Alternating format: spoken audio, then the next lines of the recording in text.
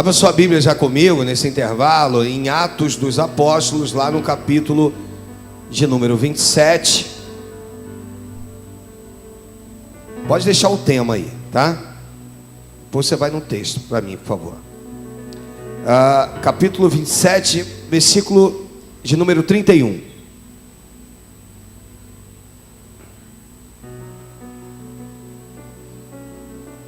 Diz o texto assim: disse Paulo ao centurião e aos soldados: se estes não ficarem no navio, não podereis salvar-vos. Na minha Bíblia, revista atualizada, que é que a gente usa, diz assim: disse Paulo ao centurião e aos soldados: se estes não permanecerem a bordo, não podereis salvar-vos. Até aqui, fecha teus olhos, em nome de Jesus. Meu Deus e meu Pai, fala conosco, Senhor. Toma minha vida nas tuas mãos, Deus, nos abençoa. Fala a cada coração, Deus. É o que eu quero te pedir no nome de Jesus. E os que creem digam amém. Levanta uma das mãos e diz: Deus, o que vier de ti, eu recebo. O diário de bordo. E aí, eu fui esmiuçar melhor isso, né?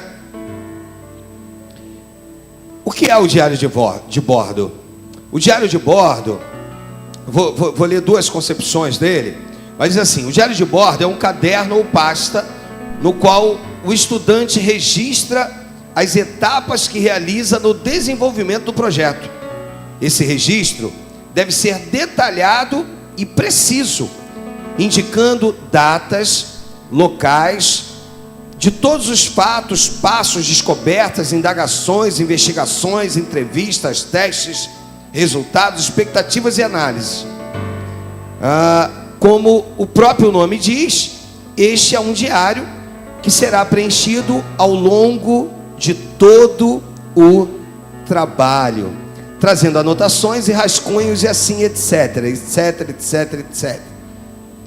O diário que eu preciso tratar com você é um diário também usado na navegação. Diz assim, o diário de bordo é um instrumento utilizado na navegação para registro de dos acontecimentos mais importantes. A expressão pode também ser usada como diário de algo que se faz, ou uma espécie de sumário. O diário de bordo é um documento de controle de viagem, de supostos problemas, tudo que acontecia durante uma navegação ia para o diário de bordo. E esse tema, na verdade, ele me chamou muito a atenção, porque através dele eu consegui como Deus queria para mim, e tenho certeza que você vai entender aquilo que Deus tem para você, quer para você. E Paulo, naquele momento em que ele se encontrava preso, porque ele era prisioneiro, e toma a frente, ele se depara com alguns soldados que resolvem inventar uma desculpa em meio ao Euroquilão, em meio ao mar revoltado, em meio à fúria do mar, em dizer o seguinte: olha, nós vamos descer para ver a proa, nós vamos descer para ver a âncora. E eles descem, um bote desce juntos, né? Mas o Espírito ministra no coração de Paulo, dizendo assim: olha, eles não estão dando desculpas. Esse negócio de ver âncora está tudo errado, eles querem fugir. Eles estão vendo que a coisa está difícil. São poucos botes salva-vida. Eles querem se agarrar nesse bote e querem fugir. E aí Paulo é usado nesse versículo. Disse Paulo ao centurião e aos soldados: se estes não permanecerem a bordo, não vos podereis salvar-vos. Irmãos, a Bíblia diz que o vento era arremessado, ou arremessava esse navio de um lado para o outro. As ondas eram altas, era um grande tufão. e o barco estava ao ponto de naufragar. Eu já ministrei aqui que já a igreja da onde eu me converti há muitos anos atrás, os líderes lá costumavam dizer que barco de crente não naufraga. Eles precisam ler mais a Bíblia, né, irmãos? Porque nós vamos ver uma embarcação aqui que naufragou. A embarcação em que Paulo estava naufragou. Esse é o primeiro ponto. O segundo é que a Bíblia não relata quantos homens desceram. Esses não viram história. Porque se a Bíblia diz o número exato dos homens que desceram, com o objetivo de tentar ver, porque você vai acompanhar isso aí comigo, e junto comigo você vai começar a compreender que esse texto, o que tem de mais precioso é mostrar para mim e para você o carinho e o cuidado que Deus tem comigo e contigo, quando eu confio nele. E através desse texto aqui, nós vamos entender que esses homens inventam desculpas e decidem descer um bote, e nesse bote eles entram. Em outras palavras, olha, eu não sei quanto a vocês aí em cima, o que eu sei é que eu já estou num bote salva-vida, eu estou seguro, eu estou tranquilo, e nós vamos cortar a corda, e nós vamos se desvencilhar de vocês. E a preocupação de Paulo é que aquelas vidas não se perdessem. O versículo 32 diz assim: então os soldados cortaram os cabos do bote e o deixaram afastar-se. E Paulo continua insistindo em dizer: olha, aqueles que desejam sobreviver precisam estar a bordo. E o diário de bordo, meu querido e minha querida, é justamente o momento na minha vida e na tua em que nós compreendemos nessa navegação que fazemos, que nós compreendemos os atos que ficam registrados. Você vai ver que quando Mardoqueu salva a vida do rei, porque ele ouve que existia uma conspiração contra o rei, existia uma conspiração contra o rei para o matar, e ele vai lá, conta, chega aquela informação chegar em Esther, e tudo o que acontece é registrado no livro dos feitos reais. Tudo o que acontecia era registrado naquele livro. E no momento em que Deus tira o sono do rei Assuero, o Senhor tira o sono do rei, a Bíblia diz então que nessa hora, nesse momento, ele manda trazer, me traz o livro dos feitos reais. E ele pede para alguém ler para ele, para ver se ele pega no sono, e de repente alguém lê que Mardoqueu descobriu uma conspiração contra ele. E aí ele vira para os seus servos e diz assim: o que foi oferecido para ele? O que nós fizemos com esse homem? E os seus servos e oficiais dizem: nada, meu rei. O quê? Não foi feito nada para ele? Nós não honramos esse homem que salvou a minha vida, não. Faz o seguinte, manda chamar Ramã. E na verdade Ramã já estava aguardando para enforcar, já havia feito uma forca para que Mordecai ou Mardoqueu fosse enforcado. E ele manda chamar Ramã e diz assim: Ramã, o que eu posso fazer com um homem a quem o rei quer honrar? E Ramã, achando que isso era com ele, ele diz: ah, Senhor, tu deves colocar ele no seu cavalo real, vesti-los com a sua roupa e tal, cheio de pompa. E um homem então puxando esse cavalo, dizendo: esse é o homem a quem Deus quer honrar. E o rei Assuero vira para Ramã e diz: Ramã, eu quero que tu faça tudo isso com Mardoqueu. Eu quero que tu faça tudo isso com ele.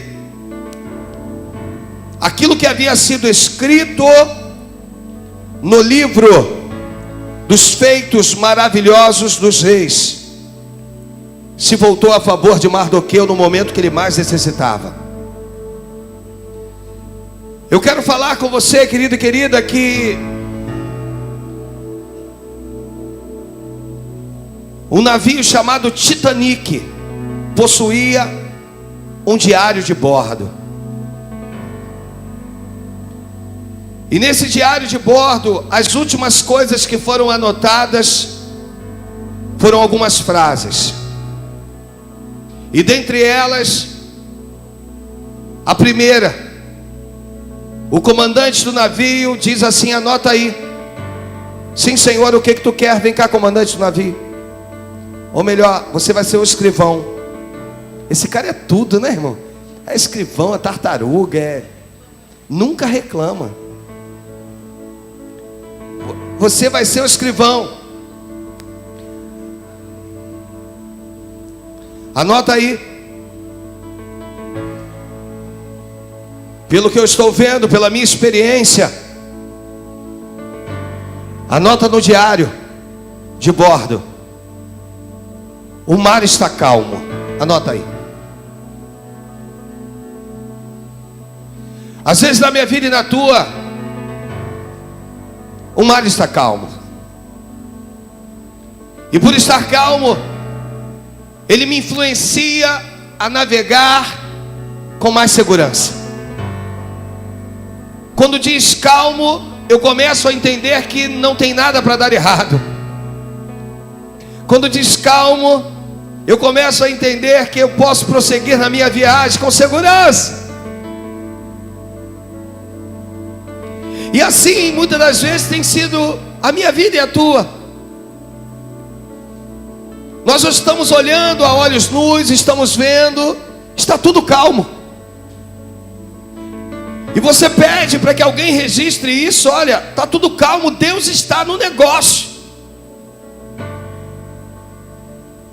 Se está tudo calmo, é porque o meu Senhor está no negócio. Mas nós vamos ver algumas passagens em que o mar estava revolto e Jesus dormia na proa. Então eu quero te dizer que mar calmo não é significativo, ou melhor, não significa que o Senhor está no negócio. O mar calmo não significa que tem a mão de Deus no negócio. O Titanic estava navegando, uma grande embarcação, onde aqueles que projetaram o navio disse: olha, esse nem Deus afunda. E o comandante daquela navegação manda escrever no diário de bordo: o mar está calmo, dando uma interpretação para aqueles que depois fossem ler que tudo está no controle.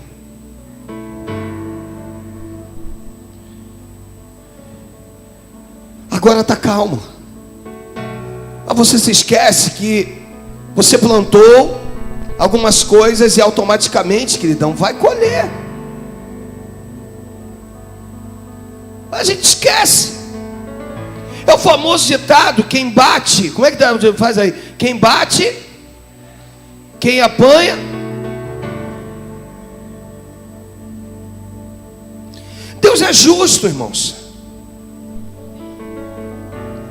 Uma outra coisa que manda registrar no diário de bordo do Titanic é: a temperatura está fria. Anota aí, a temperatura está fria. Pelo termômetro, a temperatura está fria. Eu quero te dizer que nessa embarcação que é a tua vida, quantas pessoas estão vivendo uma frieza espiritual, irmãos, e não estão percebendo isso. Estão navegando, o mar está calmo, e aí vem um alarme: a temperatura está fria. Existem pessoas que estão se tornando uma pedra de gelo, insensível para as coisas de Deus. Se faz, amém. Se não faz, amém também. Estão se tornando insensíveis ao agir de Deus. Estão navegando. Estão navegando. O mar está calmo. Se eu pudesse reclamar de alguma coisa, é como se o comandante dissesse assim: se eu pudesse reclamar de alguma coisa, a única coisa que eu ia dizer é que a temperatura está fria. Está frio, não gostei dessa temperatura não. Mas a gente não consegue se aquecer com o cobertor do Espírito Santo de Deus, irmãos. E automaticamente a gente vai vivendo esse declínio. Você acha que o Titanic começou a naufragar quando se acidentou com o iceberg? Ele começou a naufragar quando o comando se achou maior que Deus.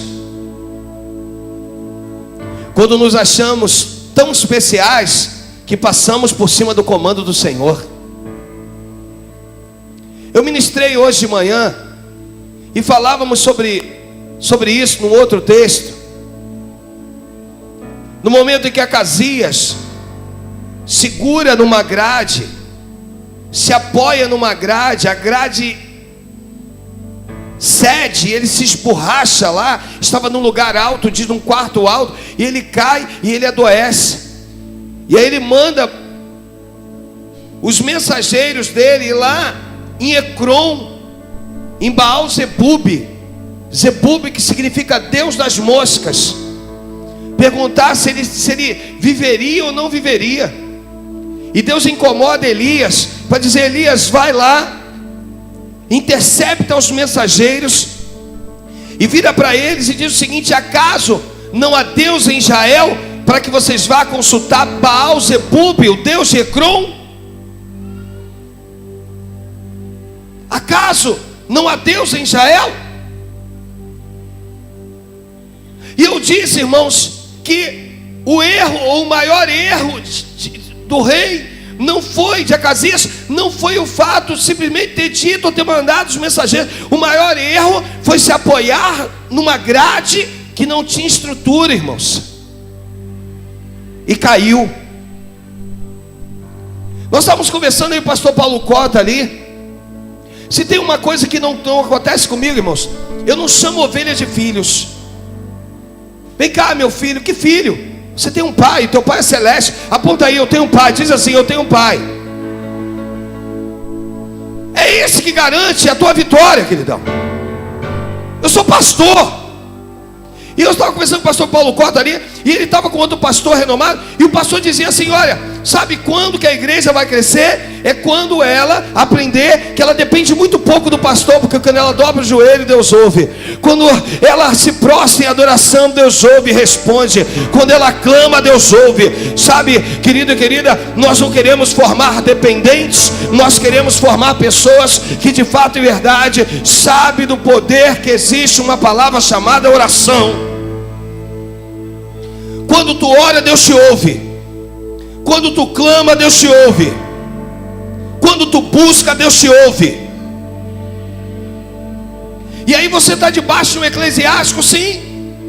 Você tem um pastor, sim. Mas esse pastor está para somar com você, aumentar a força, aumentar a intensidade dessa oração. E aí sim, a vitória vai chegar mais rápido, porque nós pastores vamos entrar numa briga, numa dimensão que você, ovelha, não vai conseguir entrar.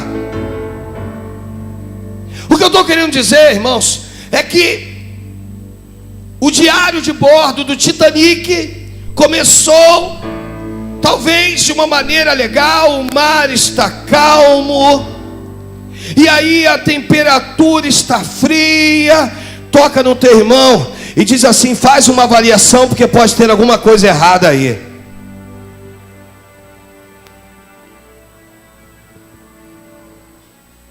Pode ser que tenha alguma coisa errada. Você não observou a temperatura? A temperatura está fria. Toca no teu irmão, olha nos olhos dele ou dela e diz assim: pode ser que tu esteja fora do braseiro, e Deus hoje está te chamando para voltar para o braseiro. É muito simples, irmãos. Quando olhamos uma ministração de uma mensagem dessa, falamos com o nosso irmão e não conseguimos fazer isso valer. São palavras que são simplesmente entra de um lado, sai pelo outro.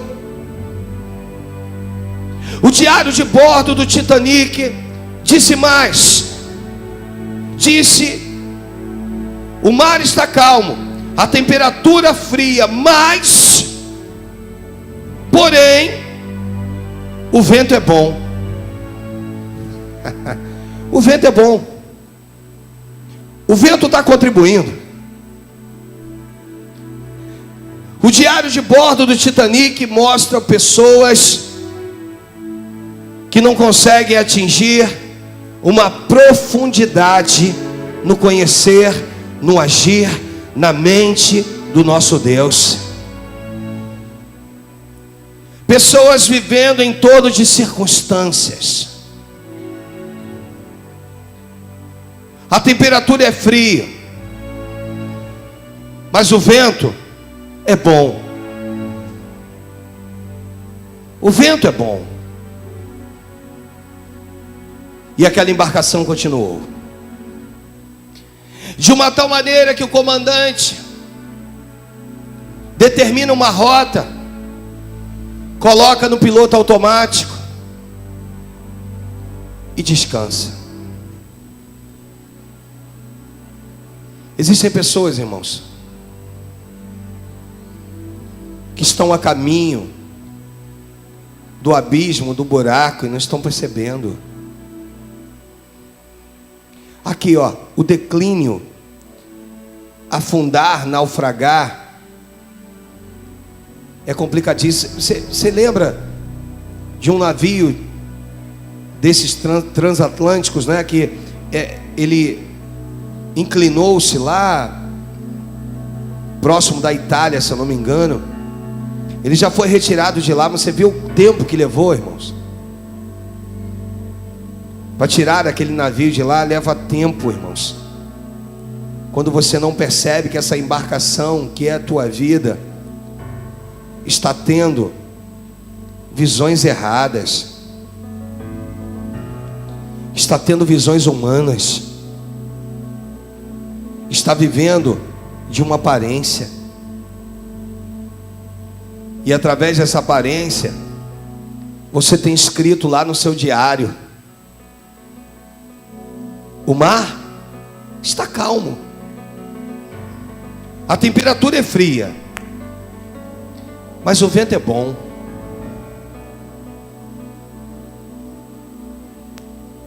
Fora isso, estou baseado naquilo que os construtores do navio disseram: nem Deus pode afundar esse navio. Às vezes, o inimigo da tua alma está dando linha na tua pipa, deixando a tua embarcação seguir. Mas quando tu estiver lá no meio do oceano, que não tiver a quem clamar, que não tiver a quem recorrer, nessa hora ele vai mostrar para o que veio: para matar, roubar e destruir. Irmãos, existem coisas que são tão reais, e eu fico pensando: como é que ele não está vendo? Como é que ela não está vendo? Existem coisas que são tão reais que a gente não precisa ser altamente santificado para você ver qual vai ser o final. Existem coisas que são tão reais que pode levar parte da sua família ao buraco. A quarta coisa que fica registrado no diário de bordo do Titanic é uma certeza. E a certeza diz: chegaremos conforme o combinado. A última coisa registrada. Que certeza é essa? Que certeza é essa? Paulo vira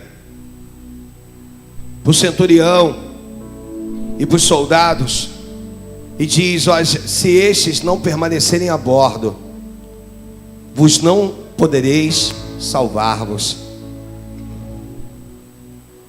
Deus quer que tu possa estar a bordo, irmãos. Deus quer que tu possa, de fato e verdade, obedecer um comando celeste.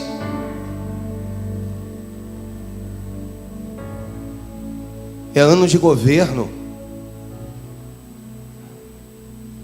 Mas eu quero governar a minha vida. Um dos nossos diáconos me procurou de manhã e falou: pastor, eu tive um sonho de ontem para hoje. Ele: pastor, nesse sonho estava eu e um outro diácono, e de repente vinha um senhor empurrando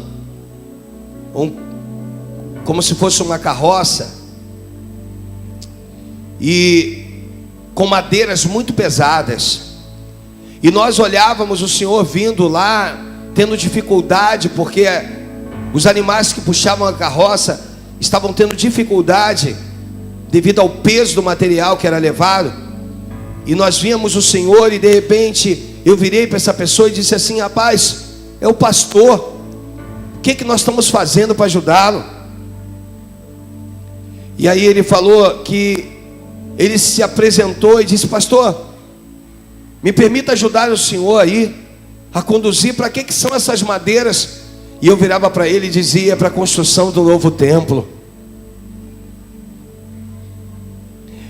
E aí ele falou: pastor, me deixa ajudar. E ele falou que os animais que puxavam essa carroça estavam tendo dificuldade. E ele olhando: vem cá, irmão, me ajuda, vamos lá, vamos ajudar o pastor. E aí ele acordou, e ele junto com a esposa conversaram pela manhã antes de vir para o culto. E ele me procurou e disse: pastor, eu estou fazendo muito pouco, pastor. Eu sei que eu posso me dar mais e não estou me dando. Eu sei que eu quero poder me apresentar como voluntário para uma dessas igrejas. Para onde quer que o Espírito me designar, eu vou. Às vezes na minha vida e na tua nós não queremos sair da zona de conforto. Precisamos ou entendemos que aquilo que escrevemos vem de Deus para nós, mas a verdade vem do inimigo da nossa alma, dizendo assim: escreve aí, o mar está calmo, não se preocupa não. Escreve aí, a temperatura está fria, mas nada do que um casaco não venha solucionar o seu problema. Escreve aí, o vento é bom, está vendo aí? Ó, o vento está bom demais para você. Escreve aí que você vai chegar conforme o combinado. O inimigo da tua alma, ele não pode garantir a tua chegada. O inimigo da tua alma está dizendo para você: você precisa estar debaixo de um comando. Quem comanda o teu barco é o Senhor. Você precisa entender que Ele é o teu Deus, Ele é o teu Senhor. Ele precisa comandar essa embarcação. Ele não quer que tu saia, Ele não quer que tu tome o lugar do comandante. Ele só quer comandar a tua embarcação. Ele quer direcionar a tua vida. Ele quer mostrar para você que Ele é o teu Deus, Ele é o teu Senhor. Mas nós não queremos. Nós preferimos simplesmente nos sujeitar a nós mesmos. Porque se eu comandar a minha embarcação, mas Paulo está dizendo para mim e para você, disse Paulo ao centurião, não, disse Paulo a um São Ágape: se estes não permanecerem a bordo, vos não podereis salvar-vos. Se tu está pensando em pular fora dessa embarcação, se tu está pensando em comandar a tua própria vida, saiba você que hoje Deus está te mandando: fica dentro dessa embarcação, procura o comandante. Que comandante é? O Senhor Jesus. Procura Ele, porque o inimigo está soprando em vidas. O inimigo está soprando e você não está entendendo.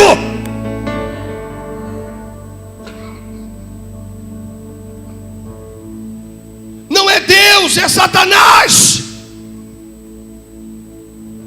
que está soprando no teu ouvido, dizendo: escreve aí no diário a bordo, escreve aí, o mar está calmo, a temperatura está fria, mas eu vou dar um jeito, vou botar um agasalho. O mar o vento é bom e nós vamos chegar como combinado. Sabe o que Deus está virando para você e está dizendo: acorda, desperta, o inimigo está com sede de você.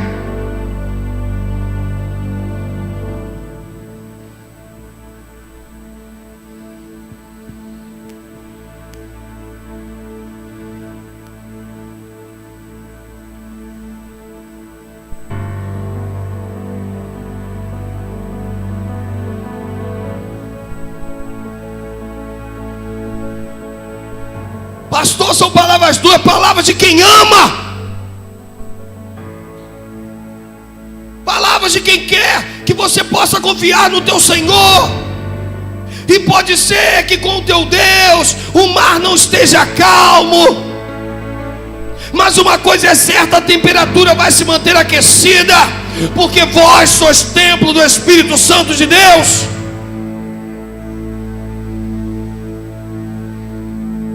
Pode ser que o vento venha se levantar na tua vida, mas os discípulos viraram uns para os outros e disseram assim: quem é este que até o vento e o mar lhe obedecem?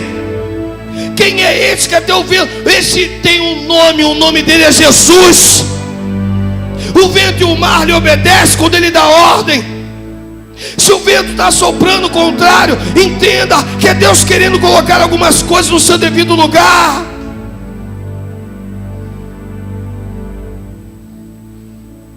Um dos textos que eu amo é quando Jesus vira assim para os discípulos e diz: passai para outra margem do leito, passai para o outro lado. Mas Senhor, e a multidão? Não, que multidão? Deixa que eu vou despedir a multidão. O que Deus tem para a tua vida está do outro lado, querido. Pode ser que durante esse percurso o vento se levante, o mar se levante, mas Ele é o único que pode confirmar, declarar: mas vocês irão chegar do outro lado são e salvo. Pela vida de um só, querido. Em Atos 266 diz assim, olha o que diz aí, olha o que diz, caminha comigo.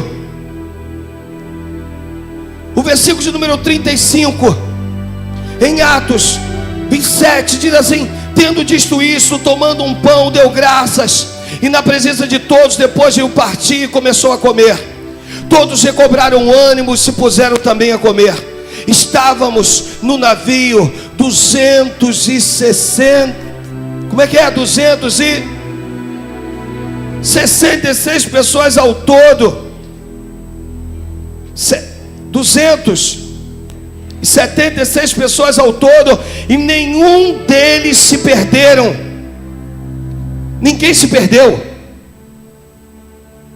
Toca na pessoa do teu lado, diz: confia a tua embarcação, a embarcação da tua família, nas mãos do Todo-Poderoso.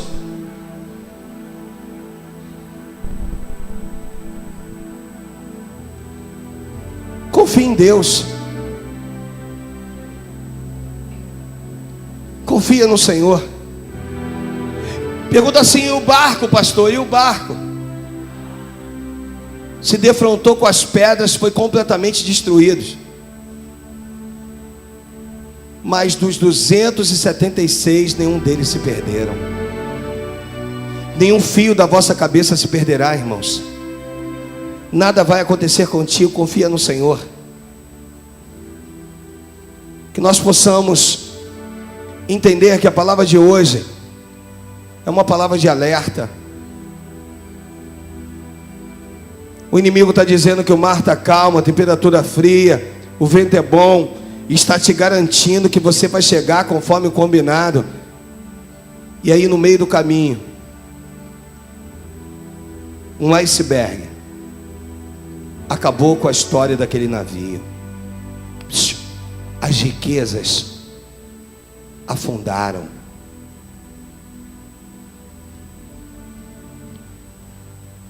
Não deu tempo de pegar nada.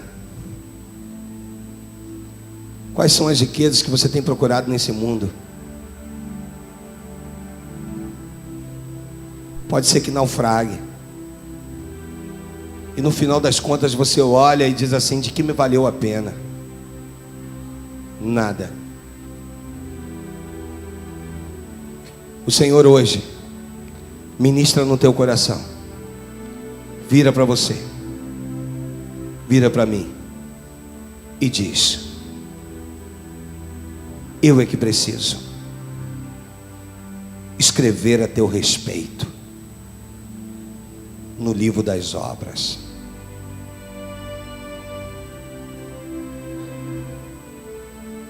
Esquece o diário de bordo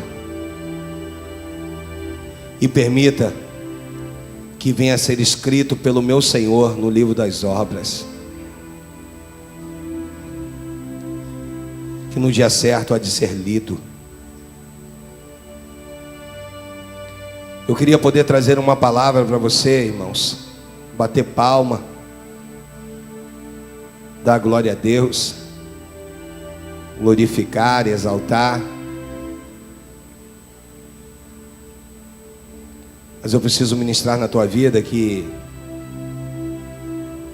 se você tem se apoiado em grades que por fora estejam pintadas,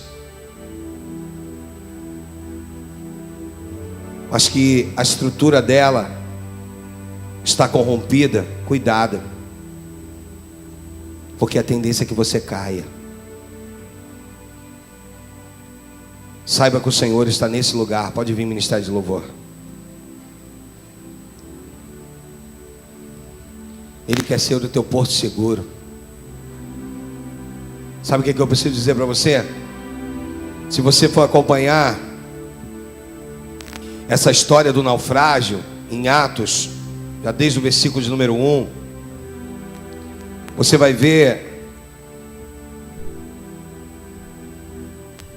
que Paulo, na opinião dele, ele acha melhor que não partisse para o lugar onde eles estavam indo. Olha, eu acho melhor não ir. Mas ele era prisioneiro, não podia. Tinha um comando. Irmãos, quem está comandando a tua vida? Com todas as cabeças curvadas, em nome de Jesus, os trabalhadores ainda sentados. De apagar para mim. Quem está comandando a tua vida? Às vezes nós pastores olhamos e falamos: não vai por aí não, rapaz. Faz isso não. Há caminhos que para o homem parecem ser bons, mas no final é morte. Não segue esse caminho não. Deixa o Senhor te incendiar.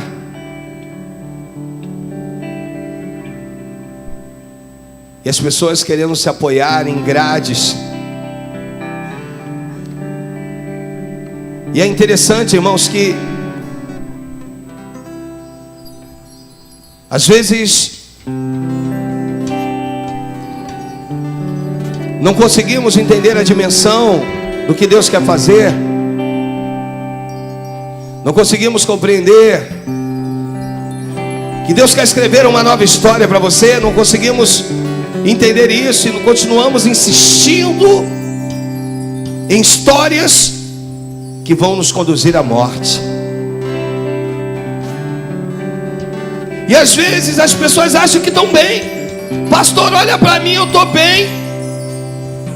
Mas quando a gente olha nos olhos, a gente vê que não está bem. Os erros são os mesmos. Mas o Senhor hoje quer mudar esse quadro. O Senhor hoje quer poder escrever a teu respeito. O Senhor hoje quer poder mostrar para você. O que eu mais admiro, irmãos, é quando uma palavra ela é ministrada e ela consegue falar comigo. Porque às vezes são palavras duras, mas elas conseguem falar comigo primeiramente como pastor. Está vendo, Alexandre? Primeiro isso é para você. Permaneça a bordo. Saiba que quem está no controle e no comando sou eu, não é você.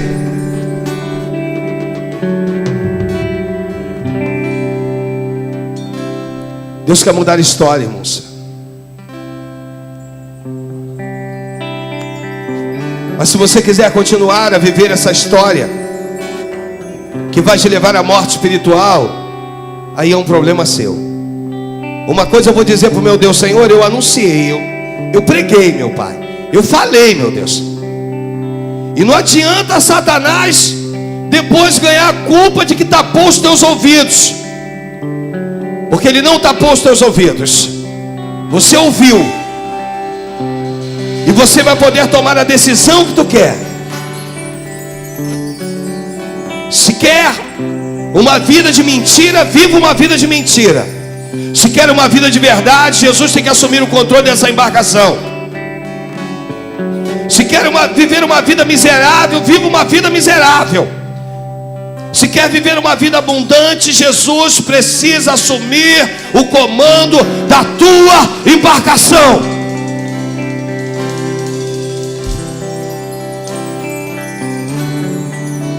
Senhor, eu preciso que tu assuma o comando da minha embarcação cada vez mais e mais. Eu não sei se você quer declarar isso, ou se você está com vergonha das pessoas que estão ao teu lado. Às vezes a gente reclama, murmura, quer falar um monte de coisa, mas olha o caminho que nós estamos percorrendo. Olha o testemunho. Olha o testemunho, é horrível o testemunho.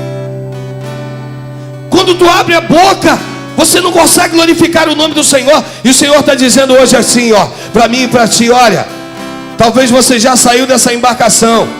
Volta para ela. Volta para essa embarcação e deixa eu assumir o comando dela. Senhor, essas foram as palavras que tu me mandou ministrar hoje aqui, meu Deus. Palavras que primeiro precisam ecoar no meu coração, para depois fazer valer na vida das minhas amadas ovelhas, meu Deus. Uma coisa eu sei, meu Pai, é mais um ano que está findando, se encerrando. E meu Deus, na palavra de hoje, meu Deus, tu quer mexer conosco. Tu quer, meu Deus, me dar uma sacudida. Dar uma sacudida do meu irmão, da minha irmã, dessas ovelhas, para dizer para nós que nós precisamos sair da zona de conforto. Precisamos parar de confiar nas circunstâncias. E precisamos aprender a confiar em ti. Pode ser que o mar se levante. Pode ser que o vento seja contrário. Pode ser, meu Deus, que tudo esteja contra. Mas uma coisa eu sei em ti: somos mais que vencedores em Cristo Jesus. Então, em nome de Jesus, amada igreja, se você quer, se você tem um desejo na tua alma do Senhor escrever uma nova história na tua vida, no teu ministério, no teu casamento, no teu trabalho, uma nova história, eu quero te pedir que você se coloque de pé aí no teu lugar.